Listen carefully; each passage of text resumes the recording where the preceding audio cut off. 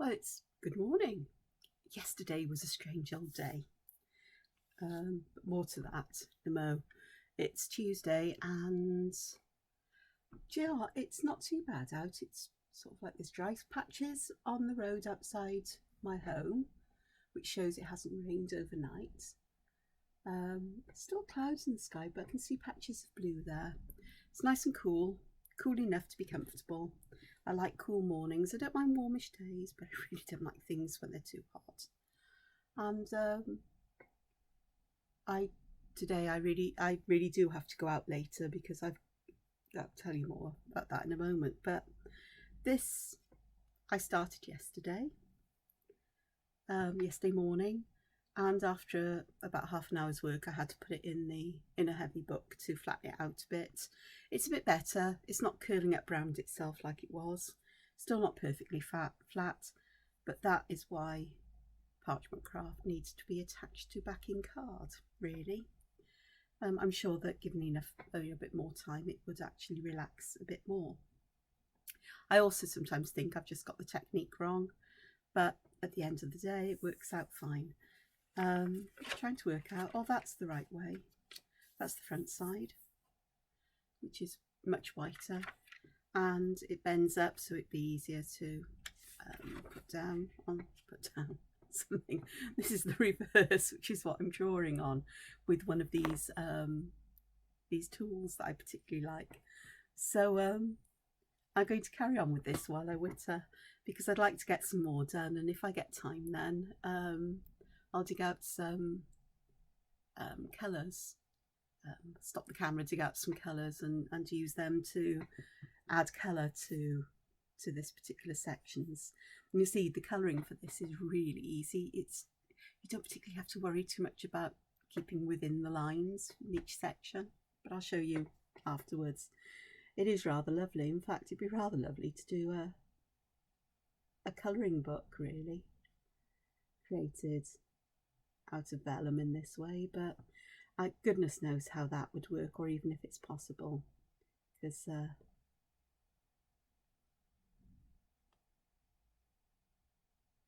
or whether there be a call for it, really. But it's a very different kind of effect, and I'm drawing freehand. The lovely thing about working with this is that if you've got a drawing that you particularly want to use or to create, you just put it underneath and you use it as a guide, and all works out eventually. I do have to say, this really does. Oh, that was unusual route it took. That was not intended, but I'll pretend as if it was. It'll work out, because unless I went, oops, I didn't intend that, you wouldn't have known I didn't intend it. It's just one of those happy little accidents, or creative opportunities is a nice way of saying it. Creative opportunities.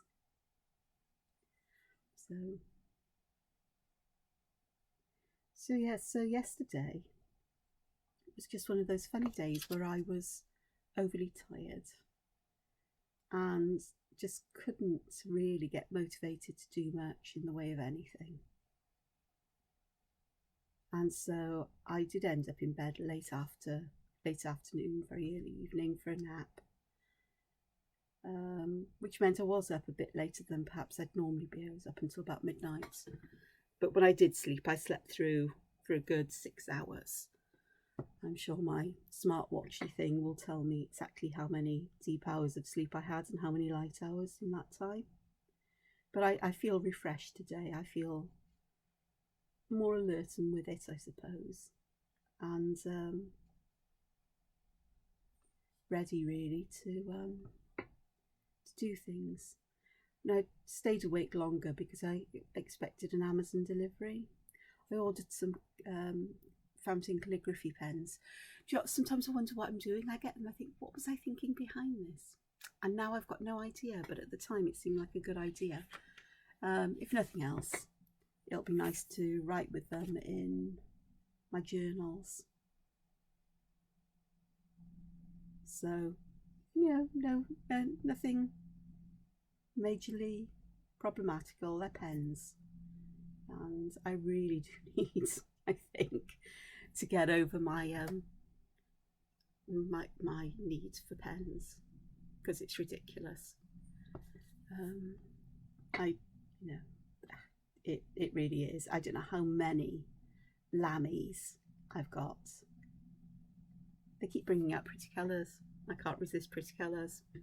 So, and they're exactly the same pen as others. Yeah, there's only so many pens you can use at a time, and at the moment they're all just sat in a box, hardly used. So, a while back I found them yesterday, and I thought, oh, I'm actually going to draw with these, and perhaps I will in another episode of my morning drawing vlog.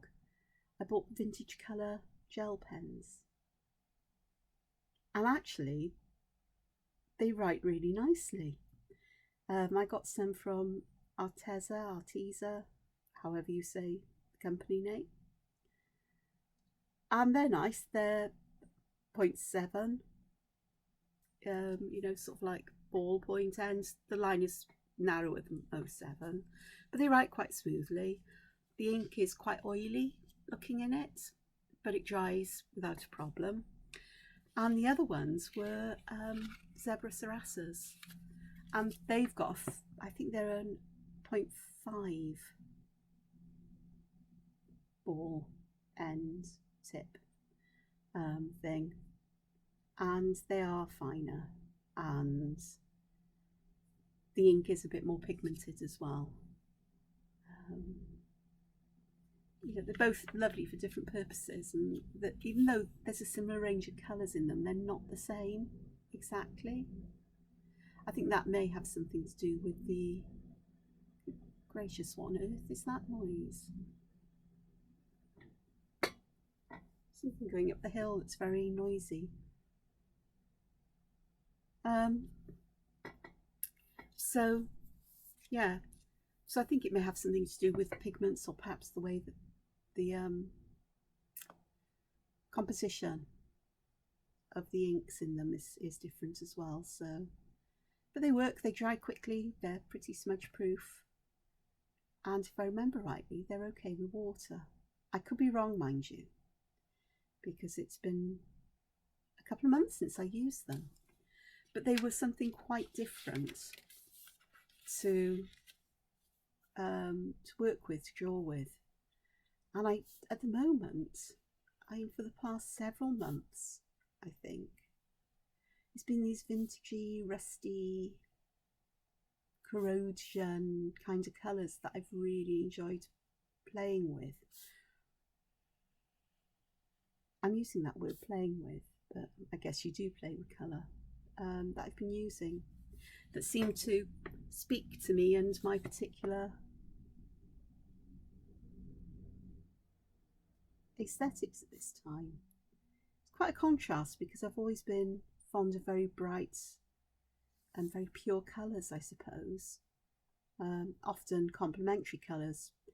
Complementary colours are colours that are opposite each other on the colour wheel. So colours like blue and yellow, red and green. I'm trying to think of the other combination. Blue and orange, red and green, and what's the other one? Yellow and purple. You know, those kinds of colours. I think, but just some examples, and they are lovely to use because they really make each other look a lot brighter against each other. And if you get the right sort of tones and shades, they actually almost vibrate against each other. And this harkens back to sort of like, I suppose, 1960s, 70s psychedelic art. Because I was born in the 1960s, and I have a sister who's 10 years older than me, who was very much into the Beatles, Cream, all kinds of music of that era. I remember those particularly because, and things like Pink Floyd and what have you a bit later on, because I can remember seeing her albums and the album covers, and they've stayed with me all these years, where I still love looking at that kind of art and enjoying it. You know, Peter Max of the Beatles covers in the late 60s, and the sort of style of the Yellow Submarine film, I remember. And I think that's always been a bit of an influence with me in all the time. And the kind of text, you know, the lettering styles that we used as well. So, you know, whether we're aware of it or not, you know, there's a lot of influences from our childhood, our life, that creep through.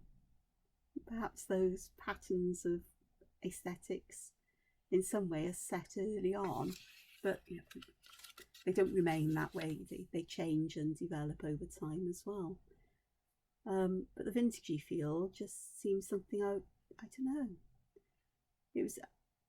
I think it was exciting to see gel pens for writing, drawing, whatever you want to use them for, I suppose, available in these colours, because normally gel pens are all quite brights or pastels or metallics, or you know, the darker colours, you know, intended more for writing.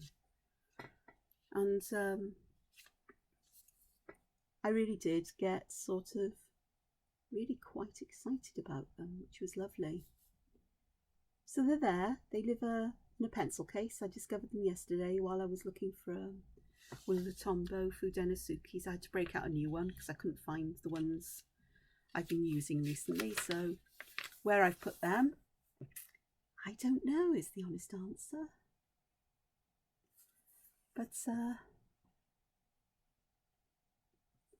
I definitely think that I pushed too hard on the vellum, which is why it kills so much. I seem to think you need a heavy hand to create these lines, and you don't. But then I'm also I'm also quite heavy-handed with pens. So there's nothing new there.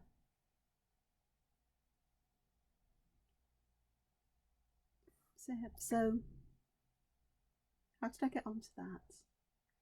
Do you know, yesterday I made this kind of, I thought, oh my gosh, every morning I'm coming here, sitting down to draw as I do every morning, regardless.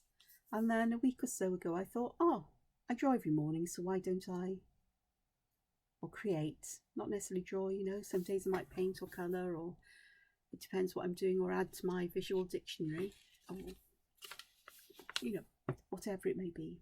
Why don't I share this with people? Because these are personal projects. There's nothing sort of like cat out the bag with my next colouring book projects. It's an opportunity for me to chat, think out loud as well, because I am not far better at thinking when I'm speaking. I'm far better at catching my thoughts. And I realised, my gosh, this is kind of a weird vlog. And suddenly the pennies dropped that why do I worry if I make one of these a day? Why is it I'm panicking about too much, too little? It is just a video log, I suppose. Well, things might change in time. Perhaps I need to start organising things into playlists, maybe. And with some of these, I could go back and create them as time lapses, so that I cut down the time and people have a choice of whether they watch it in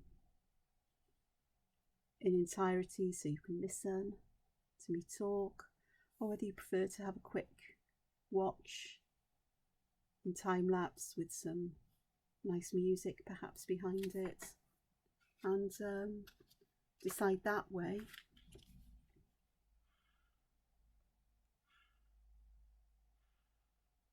give you options. I say decide. Blimey. I'm really doing well here today. But some people have options as to what they do. One of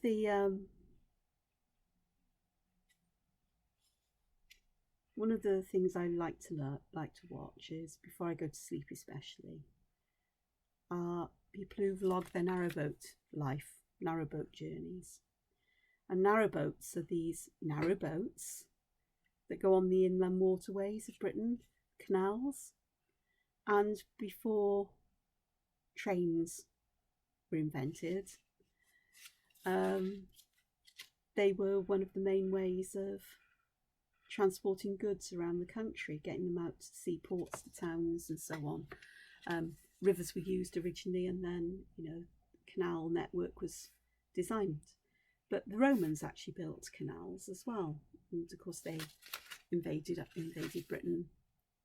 I think it was around 60 AD, and we're here until the 4th century when the Roman Empire collapsed. But so anyway, but the more modern canals are 200-300 years old, I think. A bit hazy on the history of them. So there's these narrow boats, and they used to travel up and down carrying goods. People lived aboard them because they'd be travelling all day. They were horse-drawn originally, and then they became powered by engines, when, you know, steam engines. When steam locomotion came in, they transferred some to narrow boats, and latterly diesel engines. And there are some now that are electric powered. Just, I don't know how many there are, but they are. But I don't think I could live that way, certainly not on my own anyway. It fascinates me because I sometimes think, oh, it'd be great. And then I think, well, in the area I live, there's so many things that in normal times I do and get involved with, and that those kinds of things wouldn't necessarily be possible unless I lived aboard a narrowboat in a marina, and that would be like living in a house. So to me, you know, be nice, take it out every now and again on holiday, but you know, that would be it. But it's just a different way of life, a different point of view of seeing the world as well, from a narrowboat, and just seeing different parts of the country, even if it's in, you know, passing by, maybe not walking tours. There's only 2 I really watch, because there aren't enough hours in the day to watch everything. And one is called Minimal List, and I started talking about this because they have their usual vlog, but they also have one that's called Minimalist Maximal Velocity, and I think it's time lapses of their journeys, you know, that have been vlogged along canals. I haven't really looked at that one. The other one are silver foxes, and they're really interesting because you get an awful lot of history, and they're a right pair of characters, different kinds of characters, different kinds of people, and a different way of vlogging their journeys as well, I suppose. Similar but different, and different parts of the canal network. So they're really nice to watch. I've tried others sometimes, and sometimes I think, no, these people aren't for me, and that's perfectly fine. You know, in the same way, what I do won't be for everybody, and an awful lot of people most probably won't enjoy my vlogs. I'm just adding patterns in some of these larger areas because I can.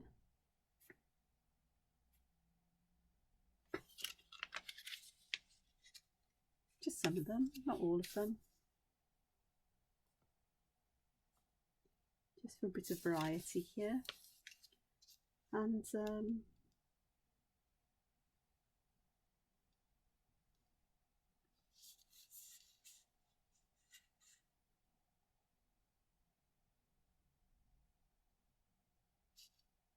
No, that's a new one. I haven't used that kind of pattern before. It's the influence of me deconstructing or looking for design elements, I think, from the Star Wars vehicles and other stuff. So that's interesting, working mechanically, is that it's giving me ideas of things. Working mechanically, drawing mechanically. So anyway, so that they don't vlog every day, because obviously they're travelling and doing other things, and it needs editing perhaps a lot more than what I do in the morning, you know, my hour of morning drawing, then they do edit things down and speed things up on their journey and so on. I say I'm fairly happy here. I do want to break this particular big arc up a bit.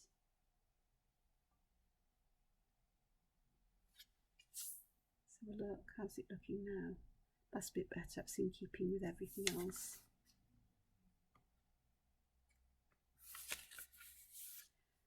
Let's have a look now. Yeah, that's looking quite nice. So that's the front, where the lines are much whiter. I don't think, do I want to do? I might try some shading in some parts while I'm here. Got this one, so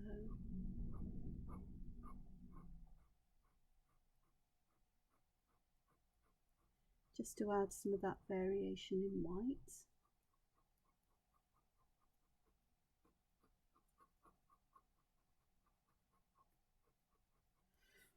So there's that, and there are also crafters who vlog their crafting sessions, or some of their crafting sessions, because like me, there are people who do this kind of thing for a living. You know, I can't remember names. I think Tracy Fox is one, but and the same with people whose end angle and whatever, that they do live streams or they record, you know, some time of their work, so you can watch what they're doing in real time, and they talk about things and so on. And perhaps that's where I've got some influence from, because I find some of them really interesting. Not everybody, because that's life, isn't it? But then as well, I also am aware that I can also turn their sound off and play music and just watch, or whatever I need to do, and that's fine as well. It's whatever each of us finds works for us, I suppose. So I was reflecting on these, I think, in an unconscious way, and thinking about, oh, am I overdoing this? Is it going to be too much? You know, I think I've made the decision that I'm not going to spend hours editing videos and polishing them and adding all of these fancy stuff that other people do and trying to make it, you know, really professional. I am a professional artist, I suppose, but I'm not a video maker or film maker. I'm not necessarily entirely convinced that is something I'd like to do, because I find it all too easy to become overwhelmed by the task and to forget what I'm doing, or get confused by it all and forget steps, and I get frustrated. So I think being able to do it this way, for now anyway, to record every day and just chat over things, would be just nice. It's very subtle, isn't it? I'll just do that last flower there, I think, and then I may call this a day on this one. But I do know from past experience that this will make a difference when I add colour. So have a look. This one. I'm sorry it's curling up. It's The Nature of Vellum. It needs quite a bit of time under some very heavy books to flatten it back out, I think. But I can work with it all the same. Again, with this particular tool, it is a matter of practice. And I haven't done this for over a year, I think. Worked with vellum in any kind of way.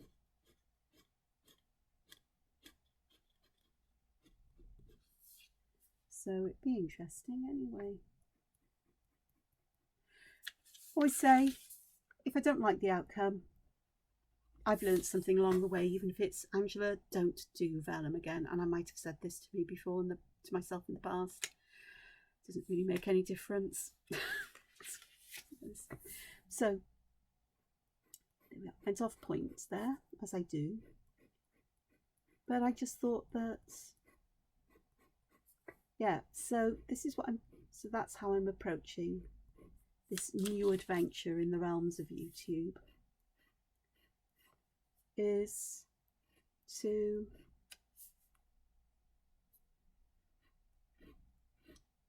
create a vlog this kind of way, sort of like my morning drawings, and decide whether I leave my chit chat in or whether I edit it out or cut bits out perhaps at a later date. I don't know, but I'm always conscious of time. I try to keep it to less than an hour for sure. But,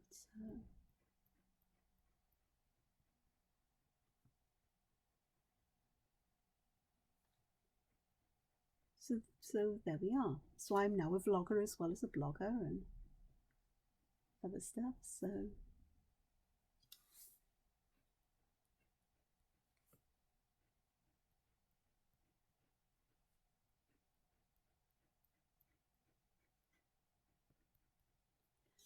and the only reason I'm going is that keeping going with this, I think, is that there are people who pop along and watch my videos and leave nice comments, and I know it takes time for people to find. It's not about fame, it's not about recognition.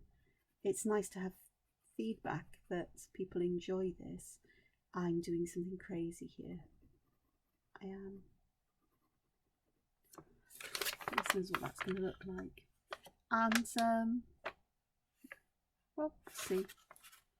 I'm just going to pop that down, and for a moment I'm going to pop it under here. There is method in my madness, so I'm going to pop these out the way. But I'm not doing this because I want to be famous doing it or anything.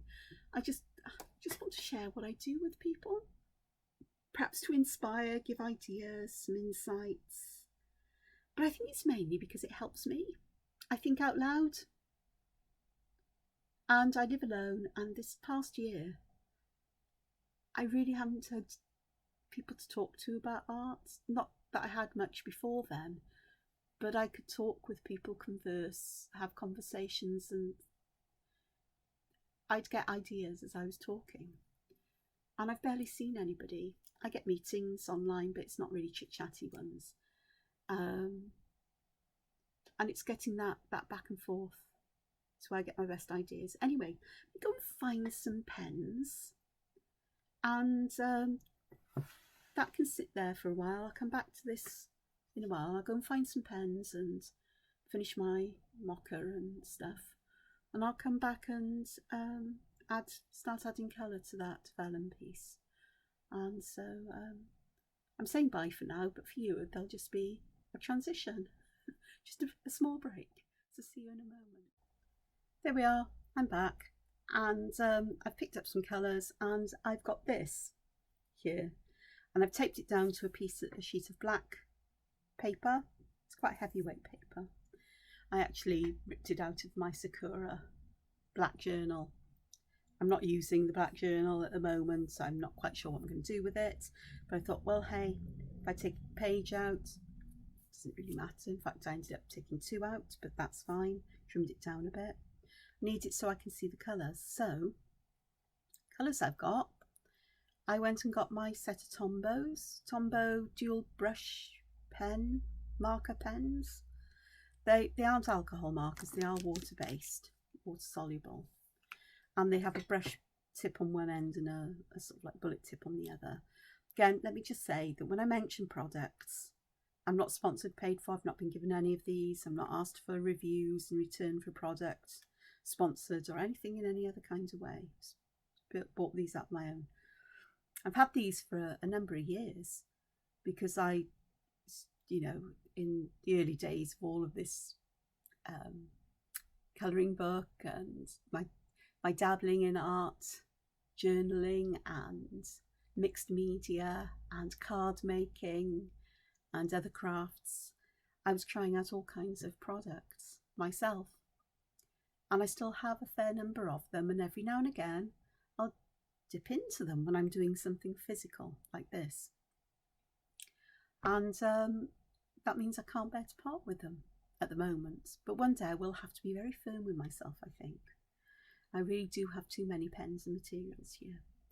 So I've chosen a colour palette that is really quite nice. The colours are quite soft and they're not vibrant, in your face colours. Having said that, the vellum tones things down.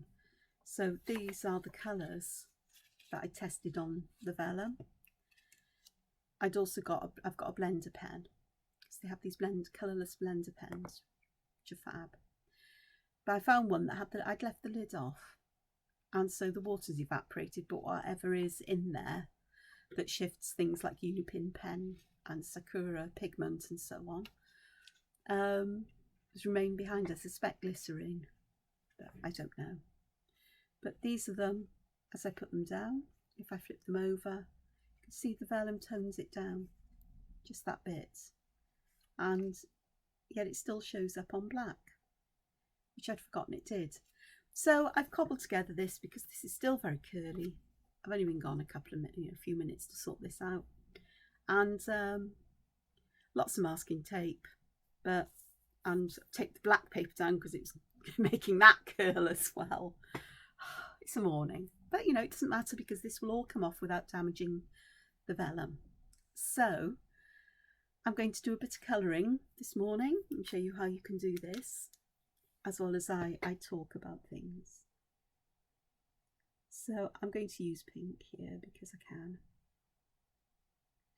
And the lovely thing about this is I don't have to worry too much about it drying, because this will always get shifted with the colourless blender. I've just got a scrap piece of paper off to the side so that I can clean the tip of the blender between colours. In fact, I'll put it to the other side of my paper. So this will just subtly move this out, so I just get that very subtle hint of colour there around the outside edges, but a darker version there. Of course, these colours blend really well with one another, so you can actually put one colour down. So, you know, I could have put this down as a darker pink and then used a lighter pink to fade it out. So that would work as well. I wouldn't use a water on vellum, because vellum and water don't really like each other too much, if I remember rightly. Perhaps that one shouldn't have been pink, but it doesn't matter. And I maybe perhaps should have got a couple of coloured pinks, but again, that's fine. Oh, the second colour of pink for these bits in between, but I'll work that one. You can see already that it's just adding. It looks quite simple colour, and in places it looks a bit garish, I suppose. But I think when I take the masking tape off and flip this over, you'll see a difference. Hard thing for me is keeping track of which ones I've done. Well, no, it's not the hard thing, keeping track, because I am doing the whole of one of these sort of blooms and flowers at a time. Then I know that if I've done that one, I've done it. My problem is remembering which one I've just added colour to.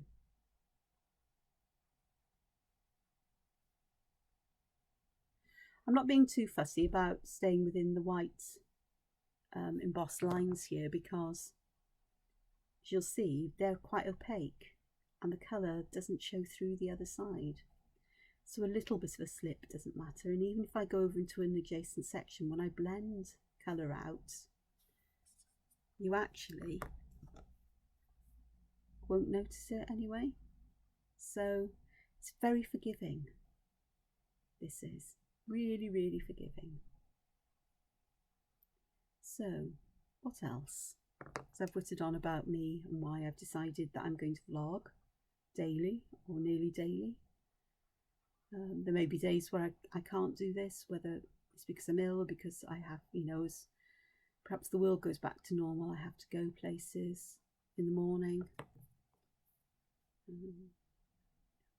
Or I've planned a day out and I won't have time to do all of this, because although it doesn't take me, it doesn't take much time to set the camera up, to record, to get materials together, because these are things that I do anyway. The editing does take a few minutes, as in putting the start cards, end cards on and transitions, but I've actually saved a template kind of that, so I just change the video over and the title and it just goes, it works, and that does work for me, to be honest. And of course I can always change the end cards, and as I perhaps work out exactly how I want things to be, I think that will grow and develop as my brain works on it, or I learn new skills, or go, oh, that's how you do it, because that sometimes it really does take time for things to rattle around my head for me to work out, well, that's what I'd like to do. At the same token, I'd rather like things to be honest, who I am, no fuss, no frills, really. Got any others that I'd like to, I don't know whether there's anything else I'd like to do that colour, but I'm going to use this one. I think for these in between bits. So this is it's quite a vibrant orange, actually, salmony colour. I think one's a pinky salmon, the other one's more of an orangey salmony colour. I'm not very good at describing colour names. These have just got numbers on them. It's 873. So if you're interested, the pink was 772.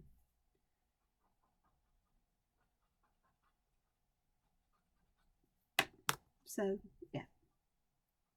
So I was saying there might be days where I may not produce a vlog, simply because I'm having a day out, because I'm sure I will. My blog is artwyrd.com, but I also have another one that has been neglected for over a year, which is called Curious Stops and Tea Shops. And I started it with my friend Liz for our jolly days out, and particularly when we went to Yorkshire for a few days together, because I wanted to document the journey, the trips, the things we see and do, and a kind of travel vlog, but more of a curious, and the curious stops, the curious odd things, because I am a curious person and I like curious in the sense of odd as well, and always find curious things about places, and it's just nice to share. So we would go once a month maybe on a day jolly together, which was lovely for both of us.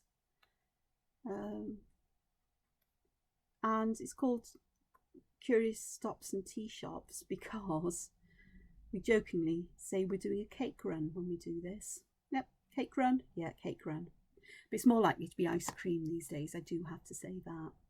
Because I prefer ice cream, it's not quite as sweet. And yeah, I'd never thought I'd have said that, but yeah. And tea shops, well, it's a British thing. They're old-fashioned cafes, I suppose. But often they find the right ones to make their own cake. We found this fabulous one called the Divine Cafe, which was on the road that goes from Devizes to Avebury-ish in Wiltshire.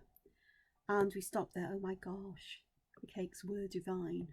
And they've moved from there. It was an old 1950s petrol station, and it was quite, you know, that kind of retro era inside. But they now have a proper cafe restaurant in Devizes itself called Divine on the Green, and we still haven't managed to get there.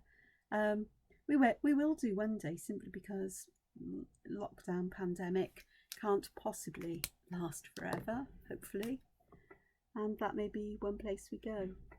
But we pop off to all kinds of places. Sometimes we actually don't know where we're going. We just point the car in a direction and see where we end up, what signs we see, or if I'm not driving, I might dig a map out and say, well, how about here? We're heading in the right direction. Okay, I've not been there, says Liz. Or Liz says, oh, we went here. I went here with my husband, and it's great, let's go there. And we just, sometimes we'll go to places that are familiar, often not. Hay on Wye is one of our favourite places, I think, to go to, for sure. We seem to go there fairly regularly, but it's full of bookshops, and there's fantastic stationers there, which is dangerous for me, for my bank balance. Upstairs they've got all kinds of lovely stationery, but downstairs it's all fountain pens and really posh ballpoints. You know, they range in price from reasonable to, oh my goodness, how much? And as much as I love pens, I really can't justify that. Those kinds of prices, you know, hundreds of pounds. Beautiful, beautiful pens, but if I used a really good fountain pen on paper to draw with every day, then perhaps. But I like to change the pens I use. I like to, yeah, I think Americans say switch them up or switch them out. Sorry, it's just the way that English is spoken in countries that are very similar is a source of endless interest, perhaps, for me. Yeah, I will put some of this purpley blue here. Most of the colours at the moment are warm colours, so the blue will be, this bluey purple will be a nice kind of contrast there. The blender pen, it's very subtle how it blends it out, but it really will take that colour right down to the tip. Though that's difficult to see on the black. Against white you'll see it quite well, surprisingly. Okie doke, so I'm going to turn this round. First turn round, these. And I'm going to do this one here in the same combination of colours.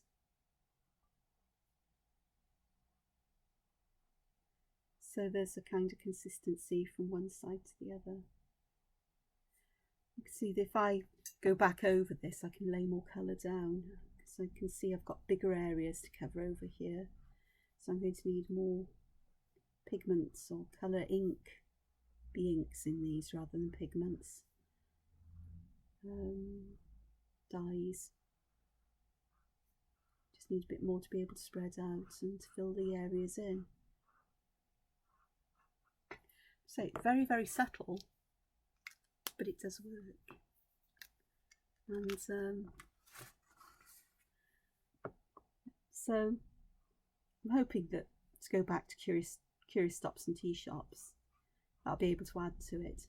I have been thinking that because I am a curious person, I do like to learn things and I tend to like quirky facts and information, of actually adding that to the blog, but I just haven't got round to it. And of course I've got, just before lockdown last year, I bought a digital SLR camera. I'm not a photographer, but you know, I'll take snaps, and for the purpose of documenting a journey, not for the artistic quality of what I do, that's for sure. But it's a record of what I see and memories, but also it's really quite interesting from the point of view of I say interesting, they also form a nice source of reference or inspiration from time to time for art for me. So I'm not a photographer, but I decided to buy a nice camera so that I could make, you know, it might encourage me to go out more and visit places more and write about it in this blog. And of course, I haven't been anywhere much in the past year, like everybody else. And you know, it's going to take me a while to get back into that kind of groove again, I would imagine. But I will do. You can see how quickly I'm doing this. And it might look a boom. There's the lid gone, so I'm going to have to sort that out. Just disappear in a moment and pick that up from the floor. Is that this is very forgiving. Let me just get my lid. Ooh, got it. There we go. Put that on the top properly. Hopefully it won't fly off again. We'll see.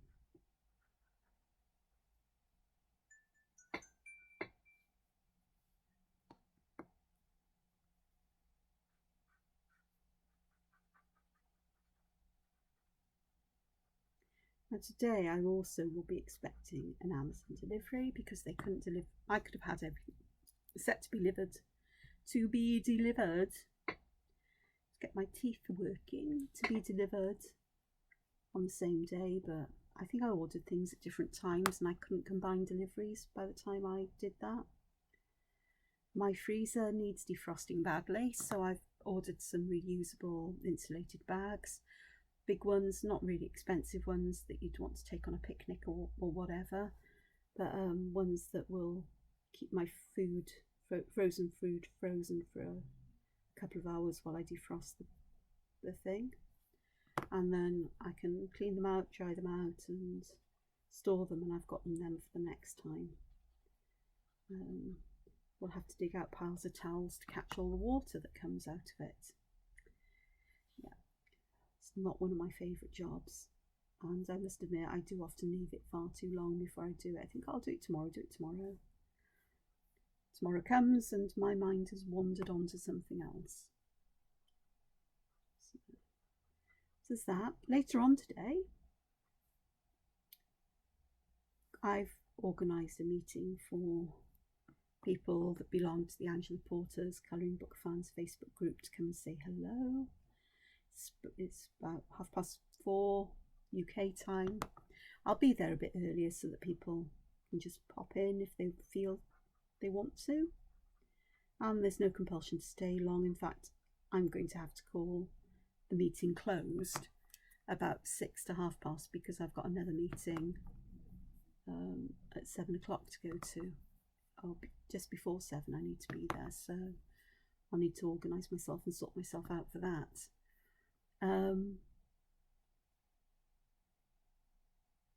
But that'll be nice. Hopefully it gives people a different time frame to come and say hello, either from different parts of the world or because the time we chose on Saturday nights and Sunday night was just the wrong time. You know?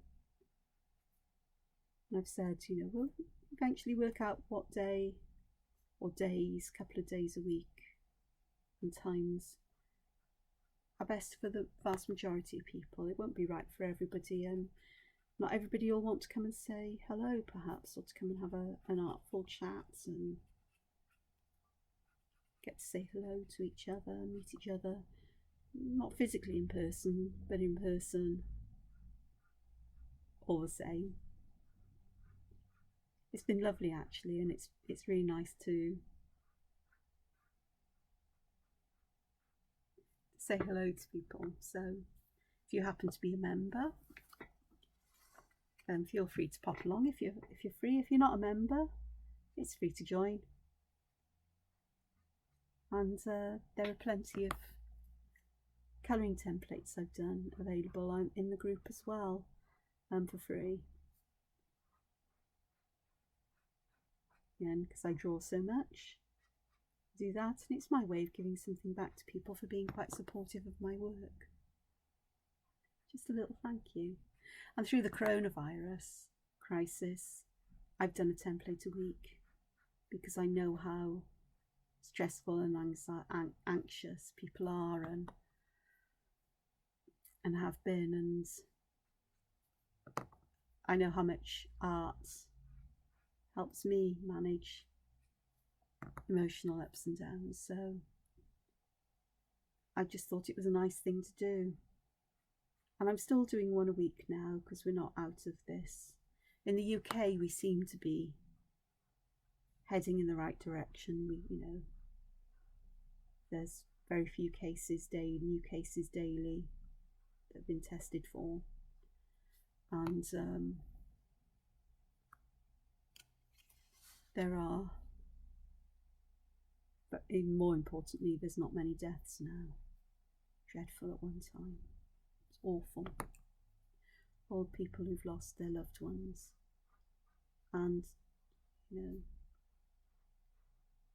not just here but elsewhere, but around the world, there's still all so much suffering. So sad. Suffering and loss. So I just thought it'd be something nice to do, because especially as right at the beginning of the pandemic, oh my gosh, my anxiety, my worry, my fear, because it was scary. In modern times, we haven't seen anything like this. The last big pandemic was the Spanish flu back in the early 1900s. Medicine's moved on since then, but there's still that worry of becoming that seriously ill from something that you can avoid. And there's been other serious things. We had the AIDS at the beginning of AIDS, HIV/AIDS, and all of that scared people. Oddly, that didn't scare me. It was, there was a lot of homophobia and that showed its really ugly side then, from what I remember as well. And now people hardly talk about it. It's become an accepted part of life, I suppose, in some ways. And there was MERS and SARS as well. And of course, COVID is related to those, all respiratory illnesses. But MERS and SARS are deadlier, but not so easily transmissible, which means that outbreaks can be more easily contained and dealt with. Whereas with COVID-19, it's so easily transmissible from person to person. It really did create the pandemic and made it difficult to contain without people changing behaviours and being aware that and also the fact there's so many asymptomatic cases where people don't even know they've got it and will pass it on unknowingly. So it's been yeah.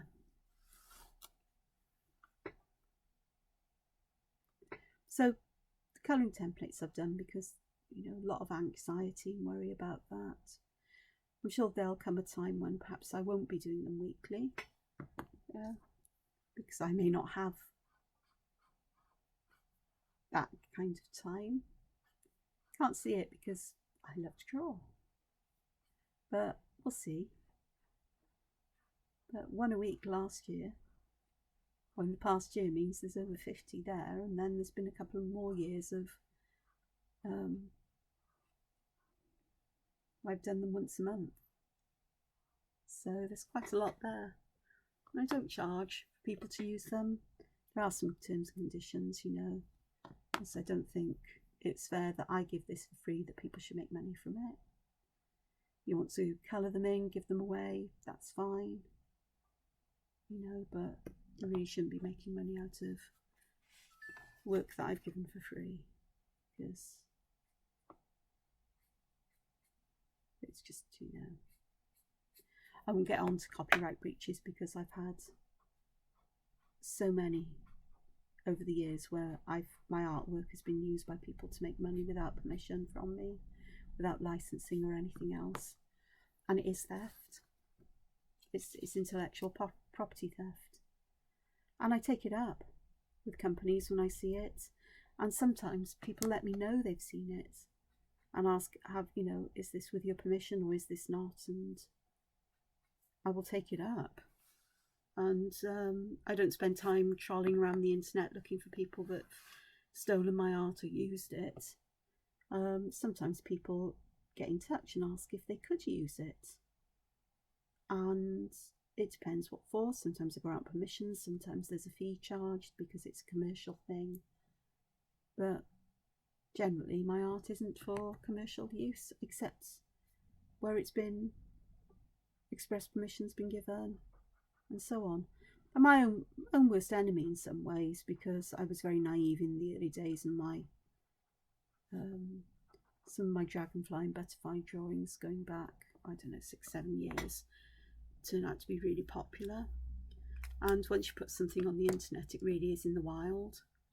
So I do my best to protect my work. I watermark it, I put copyright notices on it, it's copyright to me. But there's been instances where the work's been taken even then and used on commercial products, complete with all the information about who created it, where and when, and my blog, and it's bonkers, absolutely bonkers. But so I'll always take it up, and I will let people know I'm very displeased. So nowadays I tend to post my artwork in much lower resolution on social media. It's always watermarked, so people know it is mine, not yours, mine.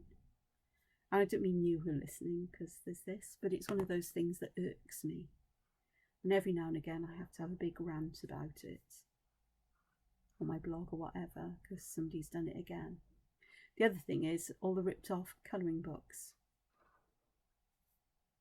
There are people who will, I've done it, and I've left rotten reviews on Amazon, and they've taken it down because they don't police whether somebody's taken somebody else's work and created a colouring book or something out of it.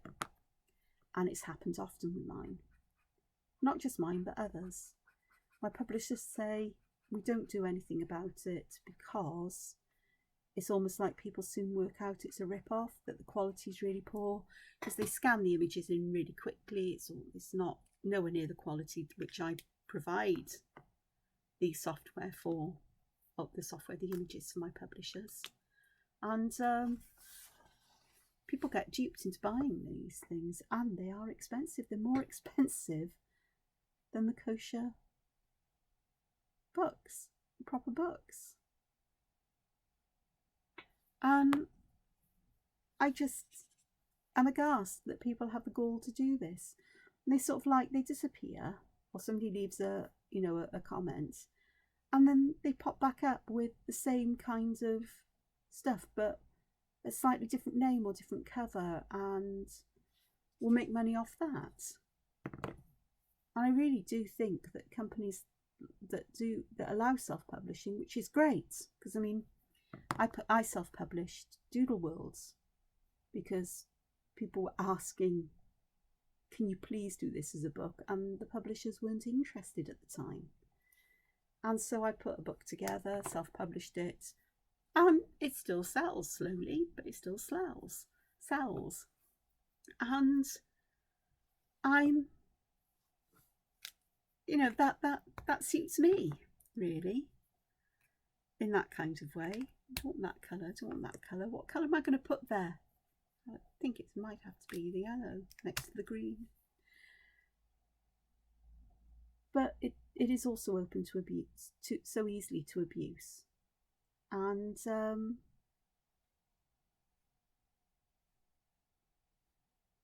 I think that in this case that Amazon should really be more, you know, not just policing. Oh, I think I've actually mixed green, perhaps not with this. Should be more vigilant. I should take notice of people telling them about copyright infringements on self-published work. You are asked when you self-publish to declare that it is your work, that you are, you know, you've got permission to use it, or you're the copyright owner and things, but people lie. People lie. So I've most probably gone over an hour here, and I've had a rant about that. So copyright infringements. So let me just take this off. It's going to curl up. Yeah, come on. See, it comes off, it doesn't damage at all. In fact, the vellum is highly unlikely to be damaged by masking tape. The paper is a different matter, although it seems to actually work quite nicely. Take that up, I'll peel all of that off. But if I pop it on here, you can see the colour, that side. That's the one where I've added colour and it looks really, really messy. When you turn it over, it's not quite so. There are areas I think I need to work on looking at this, but actually the camera makes it far more contrasted than this. These ones over here I really need to, and this one here they haven't blended out very well. But this one looks, on the camera it looks like this one hasn't, and on real life it doesn't look so bad. But you can see how subtle those colours are, and the vellum really does help in bringing them out. If I bring a sheet of black paper back, oh gosh, I've got one here that doesn't have masking tape all over it.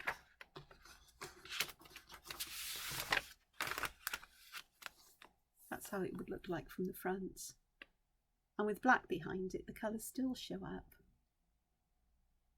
They're much more subtle, but they do show up. The white lines obviously show up a lot more than is this. And white. I don't know. Let me know in the comments which you prefer, on black or on white. I guess it depends whether you prefer the colours or you know, and a more subtle white line, or whether you prefer the colours and white line. And this is the reverse. So there we are. And it's brought to mind something I used to do with vellum, where I've got Sakura do a pen called Blaze, and when the ink in it dries, it's a rollable, but the ink dries, it dries raised and quite shiny, plasticky. It's quite a thick line. I wish they would do one that was a smaller ball, a smaller size, and then you get like wells you can put colour in, and that's really lovely on vellum as well. And of course the vellum doesn't curl when you do that, so I might dig some of those out, but they do them in a range of colours, so white would be nice to use, but I'm not so keen on the other colours for things like that. It just doesn't feel right to me. I'm sure it would do in the right circumstances, but that's really quite nice. And up against lights, I was going to say, oh look, I'll show you that with light behind it, and of course I can't, can I? Because it must probably blow out the images. So I've whittled on about a lot of stuff today. It's going to be a longish video, but I hope you've enjoyed, and the vellum has given you an idea, something that you too could do. It's not expensive either. The tools that I use to do this are inexpensive. If you buy a branded name, they are expensive, but they're dotting tools that are used for nail art, or the dot mandalas that people were have been popular, things like that. You can pick up a set of multi-sized ends for a few pounds, and they work. It doesn't matter. The wooden ones I bought in a shop called The Range over here, and again they weren't expensive particularly. The vellum, I bought 100 sheets, a big pack. I can't remember how much it was. Bought it a few years ago and I'm still using it because I don't use it very often. But you can get rainbow colours, you can get coloured vellum, you can get vellum that's got subtle textures in it, all sorts. And so, you know, there's all different kinds of things you can do. But I just hope it's given you some kind of idea. I say the Tombows work really nicely on this. They spread much nicer than they do on paper, I think. Although I do need to go back in and work on this. But no, that's for later today. So, thank you for listening. Thank you for watching. Thank you for liking the video if you've done so. Thank you for subscribing to the channel if you've enjoyed it and want to see more from me. And if you do want to see more, just notify the button, press the notify button, the little bell that's on the screen. And you'll be notified when I do post another video. But there's likely to be one most days, so just check back. And just a reminder that I'm not paid for or sponsored by any company or any products that I've mentioned. I buy them all out of my own pocket. And so enjoy the rest of your day. I'm certainly going to try my best to do so. It's breakfast time. It's nearly 9 o'clock in the morning, so thank you very much for joining me this morning and enjoy the rest of your days. Thank you.